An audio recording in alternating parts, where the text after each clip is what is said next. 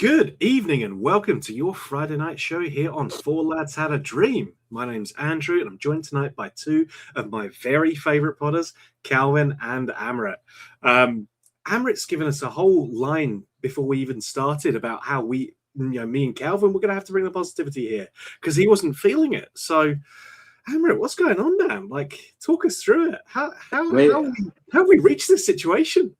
I don't know what's happened to me, mate. All week I've just been dodging everyone. I've been dodging life. I just retreated into this cocoon of self-preservation to stay away from the outside world because Rangers have wounded me so significantly, and I feel like I don't know if I can come back from it. It was a really tough week, but I don't think I would have been the only one. I think everyone watching this probably can empathise and share because we all felt the roller coaster of emotions of last week, and we've just been talking this thing to death, haven't we? And we've analysed it from every possible angle, and we've all come to the same conclusions, and it's the same conclusions that I was screaming about when I left the ground on Sunday. Okay, fair enough, I'd had half a bottle of Buckfast in me when I was doing it, but I was absolutely livid, and I was not happy, so much so that I went to the shop after the game and got another half bottle to drown my sorrows. That was not a good decision, let me tell you. But yeah, let's get into this, Andrew, and pick apart last Sunday. Possibly, I think everyone's probably sick of us talking about it, but it needs to be done. And then let's look forward to Sunday with hopefully a little bit of optimism along the way. Let's see. Absolutely. I mean, yeah, Calvin, as Amrit says, we've obviously talked about the game plenty over the course of the past week. But I mean, for my part, I was saying to you just before we came on air, it's not so much getting a draw like that happens in Old Firm, as frustrating as it may be. It is the nature of it. It is the fact that we had this in our hands and let it slip and threw it away, and it could have changed. Course of so many things, but we find ourselves in that situation. But yeah, your reaction to the game, obviously, I don't know if it was as buckfasty as Amrit's, but yeah, talk me through your reaction to the game. Nah, it wasn't for me. I wasn't on the Buckfast half bottles. I think the big problem for Amrit was you were on the food bottles. Who are you kidding? Oh, you went for a tiramisu. That's what ruined it for you. The Sunday was ruined with the tiramisu. Should have just stuck to the bottles. No, just like everybody else, that first half was probably one of the most dominant Rangers displays you'll see in an Old Firm game. And I think that's where the sheer doom and gloom came from after it, because we should have been out of sight. We absolutely battered them. We left them, we pretty much pulverised them. They couldn't get out their half. We were creating chances. We were first to every 50. If there was a loose ball, we won it. We won every header when it went long. Our defence was strong. They didn't trouble us. And then it all turned so fast. And I think that's where the problem comes from, because the momentum just switched to them.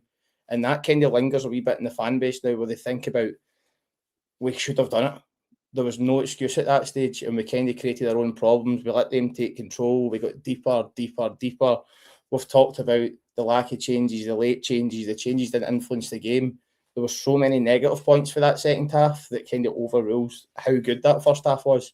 The start of the second half, very, very strong. If Rumens gets that chance and scores, we're clean sailing, but it was for that moment in the game, everything just switched. And I think that's what everybody's struggling to deal with in terms of that, because we knew we should have been out of sight and we let them back in.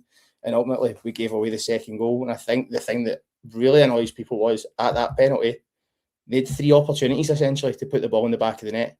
And there was not one blue jersey that showed commitment, fight, or hunger to get themselves back in. They let Jack Butland down massively in that chance, because 2 fantastic saves, and they still put it in the back of the net. And I think that's where this show lies, to be honest. Yeah, we've said across multiple pods, the only team that was going to stop Rangers from winning this league, indeed winning this cup, is going to be Rangers. We've found phenomenal ways to shoot ourselves in the foot on multiple occasions so far in the past few weeks. So, look, we do know that we have it in us to take this team on and beat them. We've got 90 minutes of really good football against them over the past 2 games. The flip side to that is obviously we also have 90 minutes of pretty terrible football as well. So it's about making sure that we show up. I think, to coin a phrase, full 90 for the full 90, that kind of thing. And yeah, we want to see, I think, a different level of effort from the players for that entire period. We know that this team we're going to be playing can be got at. We've demonstrated that we can get at them. It's going to be a case of staying focused and staying on it and having the right, I think, mentality and approach to it, Amrit, to making sure that we can take the advantage, we can seize that, and that we can hold on to that as well. Yeah, I think one of the encouraging things is that we know we can get to them. And we know that we have it. We have the capacity and the capability in our ranks to perform like we did in those 45 minutes. The challenge, which we all know, is that we need to keep it going for 90. 45 minutes isn't enough. We know what Celtic can do. And this is the frustrating thing for me about Sunday, is that we knew at half-time that Celtic have been scoring late goals all season, that they've been coming back from behind all season. They did that against Kelly when they were 2-0 down. They're the champions. It's their title to defend. Did we think that they were just going to come out in the second half and roll over and hand us the victory? Absolutely not. They're champions. I hate to say that, but they are champions. And they're champions for a reason. Even though we look at them now and say they're not the team they were last season, I get that. But they've still got that identity and belief that they are champions. And you can see that. And that's what they proved when they came out. And we just weren't on it. And we should have been, from the get-go, we should have been doing exactly what we were doing in the first half. But it was almost as if we didn't believe in ourselves that we could do it. It was almost as if, oh, do you know what? We scored twice. Even if we draw, that's not a bad result. It's okay. And it was apathetic. It was passive. And that's not a championship winning mentality, which is what these guys need to start to learn and cultivate. A bit of self-belief that you're there on merit. You've ragdolled these guys for 45 minutes. Nobody handed you that victory. You went out and you took it. So do the same in the second half and have that belief in your heart. Have that Rangers spirit to say, we're winning. You're in our home. There's 50,000 of us here and there's a couple of thousand dregs or whatever in the corner. But this is our home. This is our house. And we are the ones that command what happens in this arena of football. And they didn't have that. And that's heartbreaking because it was there for them. We should have been celebrating and talking about Chamiti's goal. That's what this week should have been about, Andrew. What a goal. Unbelievable. Watching it from every possible angle, sending it to everybody. That's what we should have done. And we've not got that gift, which is what we deserved as fans. Instead, we're talking about the fact that we bottled it in the second half and we've detracted from a lot of the good stuff that we did. Like I said, the reassuring thing is we know we have the capability to do it. But these guys now need to have a serious conversation with themselves about their mentality. And I know we keep talking about mentality. Danny Rule doesn't want to be challenged on mentality, but this is a mentality issue. It's also a skill issue because a lot of them didn't look like they could run the way they need to run for 90 minutes. So for me, I'm thinking conditioning, I'm thinking training and general fitness. What's going on? These guys are professional athletes. They should have the capacity to play like they did in the first half for the full 90 minutes, and many of them couldn't, which also led to our downfall. We have been the architects of our own downfall this season, Andrew, but we also have the opportunity to be the authors of our success. And these guys now need to recognise the opportunity that awaits them on Sunday, which is, unfortunately, probably the most likely piece of silverware that we're going to win this season now. But we can talk about the possibilities of the league, etc., separately. But probably the most likely piece of silverware we're going to win this year. And they need to recognise that destiny awaits them now on Sunday, and nothing less than a victory will do, in my opinion. And it could go the full 120 and it could go to penalties. So that concerns me as well, given the fact that these guys can't even do it for 90 minutes, let alone 120. But let's see what happens. Come on, Rangers. Positivity's back. There we go, baby. I knew it wouldn't be gone for long, Amrit. I mean, you could just feel Amrit's battle cry building up there. It just, the heart was taking over. It's simmering below the surface, mate. It's just coming to the boil. I could sense it. It was just building and building and building, but you're back. You're feeling all warm and fuzzy now. It's great. It's great. Yeah, Calvin, plenty to unpack there, obviously, from Amrit. But yeah, I think let's turn our eyes to, how we're going to line up to on the weekend on Sunday's game. What do you think? Any formations come to mind? Any particular lineups that you think? There was one last week that kind of sticks in the mind. Was that certainly memorable? on Stoner? Is that still getting about? Are we still going with that? I think that formation works for us the best, doesn't it? We get the most out of our attacking line, our midfield kinds to push up. Maybe there'll be some personnel changes in there. There's some players that could possibly come in. If you look at the fitness, that kind of burned out really quickly in the second half. But I think that's the way forward. Stoner for me again, 4-2-2, get the midfield packed, get bodies in and around the strikers, put their team under pressure, and use that athleticism in the team. They used it really, really well in the first half. They didn't give them a second. They couldn't breathe. With runners going down wide, with the midfield joining the front line, the wingers tucked in, they also went wide, fullbacks went. It was really good to watch. We put them under real pressure and stamped our authority in the game. So for me, it's got to be the Stoner for 2 weeks in a row.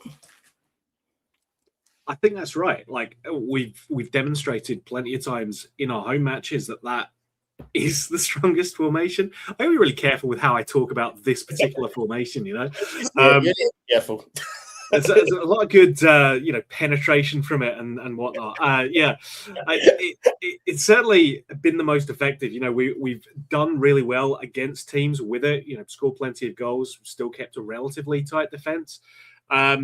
It's been when we've changed that up, Amrit, that I think we've suffered. In terms of lineup, I think the easy option is just to pick the same 11 that started. I think that's probably close to our strongest team. The only question for me, I think, is in the center of defense. I don't know, for me, if John Souttar comes back in. I think while he's been useful at times, I do feel like he's got a mistake or two, and I think you could level a fair portion of the blame for the 2 goals that we did concede at his feet.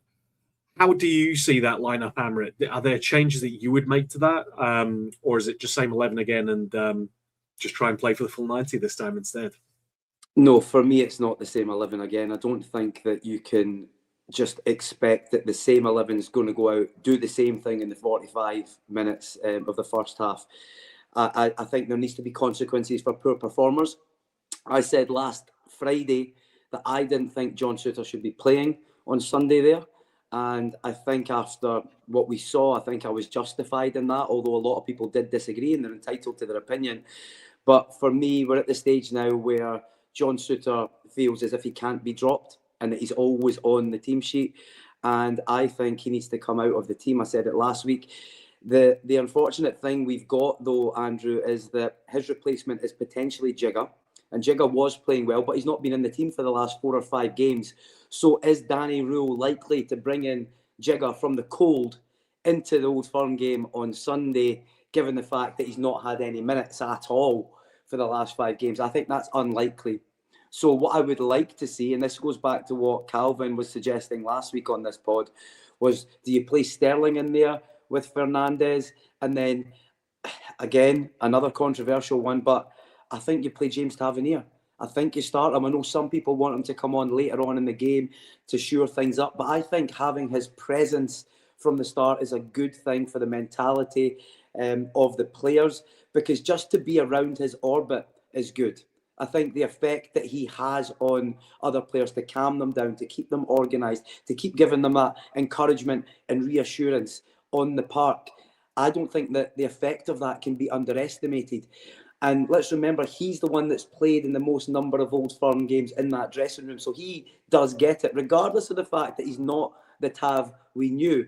It might not physically be that Tav, but mentally he still is. And he has pulled us out of the fire a lot of times. And I think his contribution throughout this season has changed a little bit. He's not maybe contributing as much on the ball or off the ball, but certainly in terms of the effect that he has on reassuring other players around him is a constant. So I would like to see Tav start, and I think you go with Fernandes and Sterling and drop Souttar. Is Rule likely to do this? I don't think so, but we need to do something, Andrew, because Danny Rule said in his press conference today that we've conceded, I think, 16 goals in the league since he came in, and 8 of them, I think, 7 or 8 of them have been in the last half dozen games. So that tells its own story.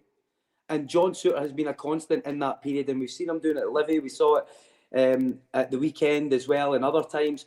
So I'm not blaming John Souttar for the fact that we're losing goals, but if we want to build a team of ambition and success, which is what we all want, that team cannot have John Souttar as your first choice centre back because he's not good enough. He's a squad player. He should be dripped in over the piece. But at the moment, he's the only real option we've got because we don't have enough time in the legs of Jigger. And I think Danny Rule wants him there because if he takes Souttar out and he does play Sterling in the middle and then Tav, then he's saying, well, I've altered 50% of my back four from one week to another. Is he likely to want to change that balance as well? It's a lot to consider from one week to the next. But for me, do you know what? Shake it up. Shake it up and just let the handbrake off. And I'm not saying we go reckless and kamikaze style, but let's actually have some encouragement and change things and some positivity. Give Celtic something to think about. We don't want them to come out and say, okay, this is it. This is just Old Firm 2.0, same as last week, same team. We know how to get them. We know Souttar's the weak point. Let's target him. Let's mix it up a wee bit and say, right, okay, we're confident in our squad and we're taking a slightly different approach. Keep them guessing. And I think if you change the personnel, keep the formation, absolutely. I'm just going to call it the 4-2-2, right? It's a 4-2-2. I think we still keep that 4-2-2, but I think we need to make some changes at the back, and then we can talk about further up the field afterwards as well. Yeah, I take your point absolutely about not necessarily wanting to throw the defense into that kind of disarray by changing it up, but I agree. I think with what Calvin said for last week. I think Tav should be starting because you want Sterling in the centre of the park there. Not in the centre of the park, in the centre of defence rather. And yeah, the fact we have leaked more goals since City's come back into the team, it's not unrelated. I think in my view. While he can be a good option in terms of siege defence, I don't want us to be doing siege defence, especially not at Ibrox. I want us to be on the front foot. I want us to be attacking. So, Calvin, I think, yeah, for me, that's where I see the changes along with Amrit. How about you? Anything else particularly controversial you want to throw in the mix? No, I think that's the main thing. There is one that I'll come on to because I think it's a talking point amongst the fan base. I'll bring it in just after. But I totally agree that I think Sterling will win at centre half this weekend because most likely they're changing the front line, aren't they? They're most likely going to go Maid up front, which means we just need that bit more physical presence and recovery pace that Sterling brings compared to Souttar. So I can see that change happening this week. I do think Tavernier will start. He's been out of the team a couple of weeks, but we know the presence that he gives and his leadership. Gets a bit of a bad reputation for it, but I think we've seen a lot of the players looking up to him this season, especially in the recent kind of run with Danny Rule. So I do expect Tavernier to come back in, and I would expect Sterling to go centre half to just for Danny Rule to put his marker down in the team, just to let them know performances matter, and you're not a mainstay if you don't show it week in, week out. The one that it's kind of getting talked about amongst different fan groups, would Skov Olsen start at right wing for you this weekend? I think that's an interesting one. It's one that's getting talked about. He has his moments, but is he consistent enough over the full 90 minutes? Well, he's not played 90 minutes yet, but is there an argument somebody else comes in there? I'd probably say so. What about you? I think the interesting one with that, Calvin, is I don't know who replaces him because I hate seeing Gassama on the right wing. He doesn't work there. He's never worked there. Always works better on the left. So it's a tricky one for me because naturally I think Ant-Man, who had come in and looked really good, would be the one you want, but I don't know if he's going to be fit for it. On the left-hand side as well. Exactly, yeah. So it'd be really good if we had, I don't know, like a young youth prospect right winger who could slot in there, looked like he was likely for a goal and whatnot. But sadly, we don't have one of those in the club right now. So yeah, Amrit, how about you? I think for me, I think he has to start because eventually he's got to either prove himself or help us make a final decision about whether we do make his deal permanent. Because remember, it's still just an option to buy. It's not an obligation to buy. So at some point, he's got to start either proving that he's got what it takes, or make the decision for us and say thanks for the loan, but we won't be seeing you next season. Yeah, he's been a bit of a slow burner, hasn't he? We've seen bits and pieces and flashes. Livingston, he was a non-entity, but then he got an assist against Hearts. He got one against Celtic on Sunday, obviously, for Chermiti's first goal. So we've seen it in flashes, but he just doesn't do it regularly and consistently enough for us. But then on the other side, you do have, well, if you don't play him, who do you play? because I think everyone is in agreement that Danny Rowe needs to get over this Gassama on the right wing experiment. Like, it's done, mate. How many times or how many pieces of evidence do you need to corroborate that it doesn't bloody work? Like, how many games are we going to lose? How many are we going to draw? How many is he going to be a non-entity sitting on his backside doing nothing on the right wing? Like, how many times? He's not effective out there. We've established that. So don't keep throwing him in and expecting a different result, because you're not going to get it. So your options there, Ant-Man. I mean, I liked him, Calvin. We were in the gantry for the Kilmarnock game, and we both said that we liked the look of Ant-Man.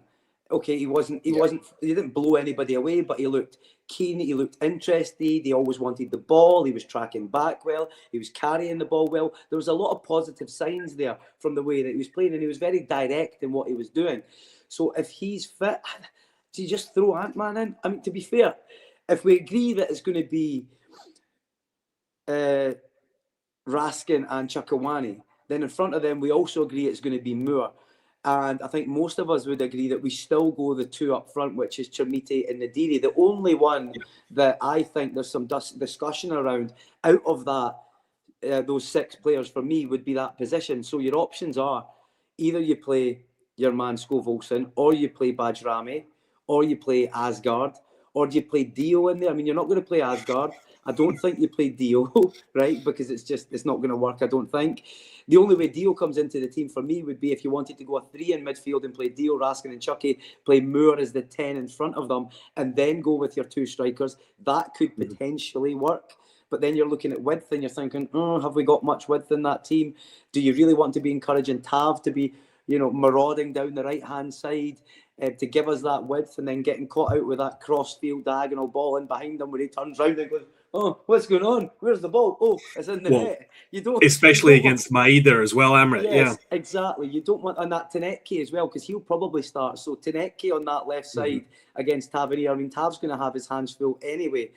So that's the option, really. So I think, I don't think you play Gasman. I don't think you play Ant-Man. Well, I would play Ant-Man or Bajrami if you're going to go for the 2-2-2. That would be it. And I know a lot of people say, Bajrami, what's he really done well? He did well against Livingston when he came on. He's not had any minutes since then. But Skov Olsen, for me, I'm just not convinced by him at the moment. That's not to say he won't come good. It's not to say that he's not a quality player. It's not to say that he doesn't have the ability. But we're not seeing it. He's not in that purple patch right now. And we need people who are hungry for the position. We need people who are grateful for the position. And we need people who want to win and fight for it. And I don't think Skov Olsen's quite got that in the locker just now. I'm not saying that he doesn't want to do well. That's not what I'm saying. I'm just saying he's not got that bit of, what you say, no surrender type mentality, which, I think Bajrami's probably got a bit of that in him. He's been here long enough to know what it's all about. And he's been out the team, so I think he'll want to go and put his marker down and say, well, I'm taking this space. I've got the opportunity and I'm making it mine. Who knows? Yeah. No, I'm inclined to agree with that, Amrit. I think... Certainly, I don't think he's ever let himself down when he's come on. He's obviously not been featured as much in the team, but every time he's come on, he's not looked out of place. Certainly a good squad option, you'd say. So, yeah, it's an interesting one. I think, for me, I'd really struggle to see Skov Olsen starting because I don't think he's contributed enough. Like, as you say, Amrit, earlier on, if the manager's got to start demonstrating that form matters, then that's got to be a factor in it, right? He's not contributing enough for someone who's highly rated, and we were expecting a lot of good things for him. The players who have had more impact have been the other 3, all of whom I think have made more of an impression on us in terms of where they come from. I don't know if that's just because in Skov Olsen's case his reputation precedes him a little bit, whereas the other 3 were pretty unknown, I think, to the vast majority of us. So it's going to be an interesting one, Calvin. I think where I'm at, I think he does start, but it's incumbent on him to prove that he deserves it. And if he's not showing it, then give it 45 minutes and Bajrami comes on in his place instead. But, I mean, it's all to play for, right? It depends on which team turns up in the first half, which team turns up in the second half as well. Yeah, I think it's a position where somebody needs to have a point to prove straight away. Olsen needs to prove his quality and why we've brought him in here. And if he's not starting, it's somebody needing to stake their place in the team. They need to command that position, show that they want to take control of it. And that's where we're at with it. I think it's a strange one. We really look forward to Olsen being in that team. Is it maybe just his style doesn't suit what you're trying to do? Let's not get it wrong. He's still created chances. He's still created goals. But I think we're looking at what does he provide for that full match. He's yet to see out 90 minutes. Legs are kind of showing that there. He comes in, drifts out. But we do expect that the wingers. Wingers will come in and out of games very often. But he needs to contribute more. Goals, assists are there to an extent.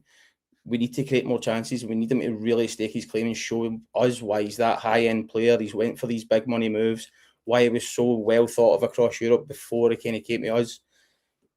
He probably does start, let's be honest. He's probably going to start, but he needs to lay down his marker. And this could be the game that makes him. If he pops up with a goal, sets up another couple of assists, that could be the one that takes him past that in bright spells kind of position player. It's tough. Like we've said, there's options there, but are they better or is it just replacing same for same? And I think that's where it kind of lies down to. But like Amrit said, I like Bajrami. He's put a lot of effort in. He's put in some good performances when he's come on. He's come in with the grip between his teeth. He's provided a bit of fire to positions at times and he's really dug deep for the team. So maybe it is a chance for him to go out there and stake his own claim. But I do think Skov Olsen's going to play, despite me bringing up that wee point there. I just wanted to create a wee talking point with us there.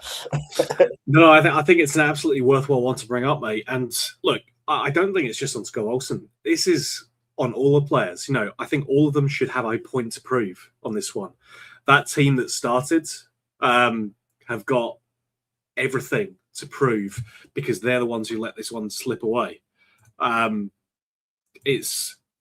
It's incumbent on them to demonstrate, no, we have it in us to actually go on and make something happen here. Too often, I think this squad of players have let us down, have disappointed us, especially when we've been in positions where we can take advantage, where we can take a step forward, where we can take an advantage in the league or take another step towards a trophy. It's all in their hands here. It's all on them. They have the ability. We're at Ibrox. 3 of those stands will be making plenty of noise. One of the stands will be making some annoying noise, but that's as may be. We know what we have to do. I think the fans will be right there behind the players. For all the talk about how the nervousness from the crowd seeped into the players, that's on the players. The players are the ones who have to give the fans something to cheer about. We saw that in the first half. We saw that against Hearts as well, that even when things weren't going our way, these fans stay with these players as long as they're offering something, as long as they're showing that they have the passion, they have the belief.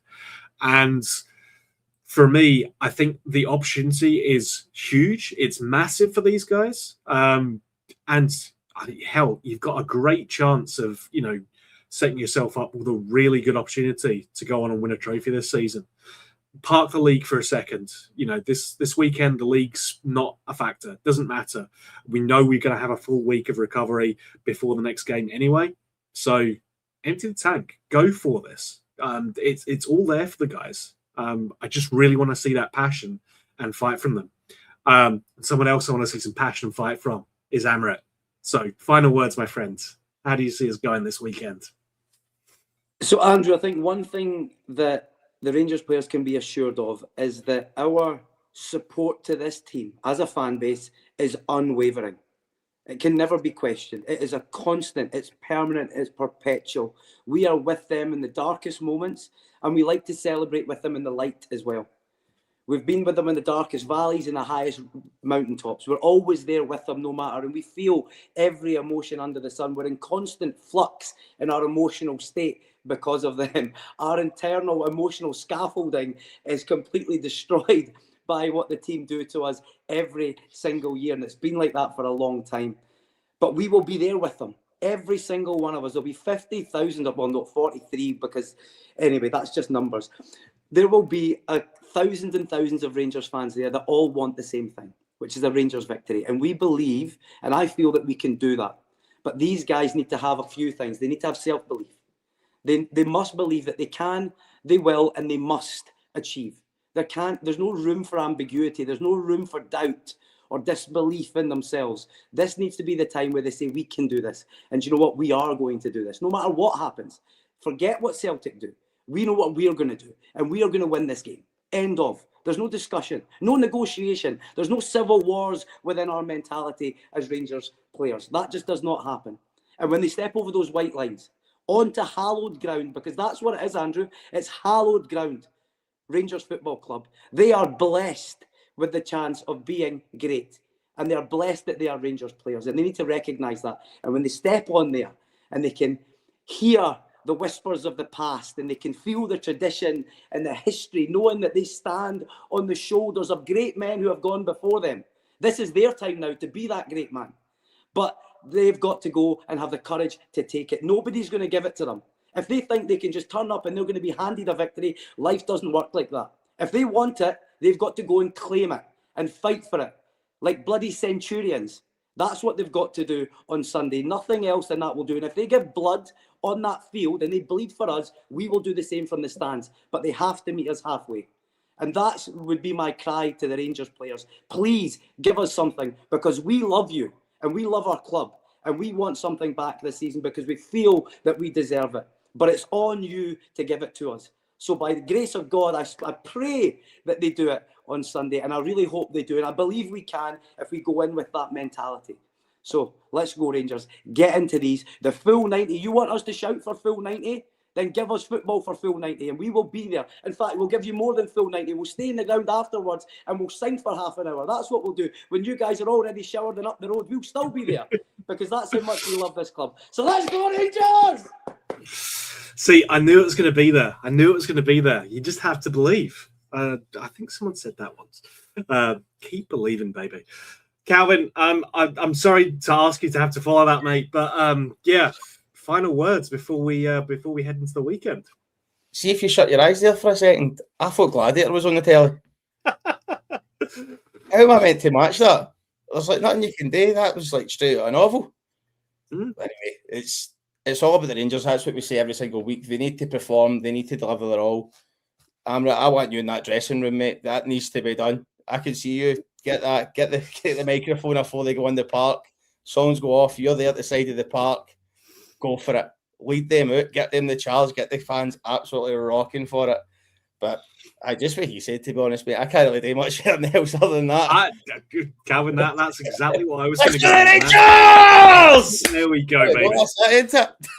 Right. Yes, absolutely. Listen, folks, always a pleasure to join you guys on a Friday night. It's always a good laugh. It's never going to be as professional as when Stevie do it on the Mondays and Wednesdays. This is all about us having a good laugh and having a good time, some good friends. So I want to thank my two lovely co-hosts. Amrit, thank you so much, my friend. Inspirational as ever. Thank you, mate. Pleasure. Great to be part of the team. And let's just go, Rangers. Let's get right into these on Sunday and put a marker down and let's just destroy them. Let's break them. Let's destroy their soul piece by piece. Let's take them apart so they can never be reassembled again. Let's do that, Rangers. 100%, man. And Calvin, as ever, my friend, thank you so much for joining us here on the Friday night. Thanks, mate. But can you feel that just starting to build? It was building there a wee bit. That's that battle fever starting to kick in, and it's transformed. Amrit came in here saying he was going to be negative. He couldn't handle it. Didn't want to talk.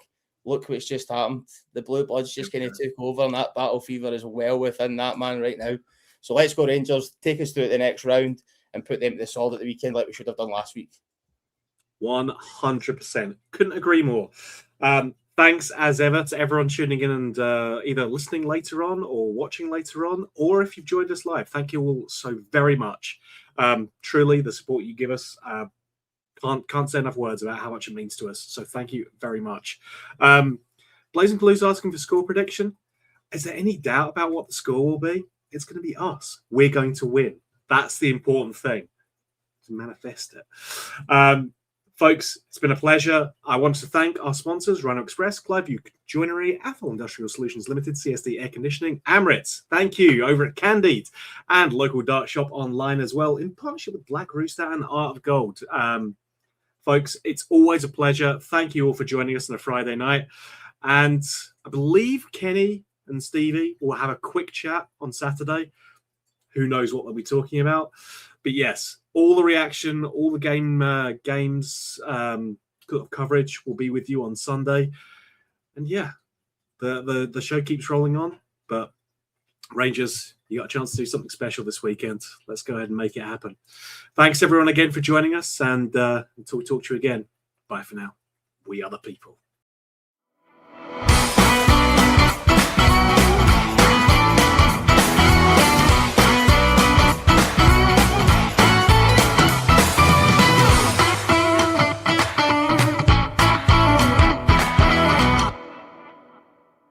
The Four Lads podcast is sponsored by Rhino Express, Clydeview Joinery, Athol Industrial Solutions Limited, and CSD Air Conditioning, in partnership with Black Rooster and Art of Gold.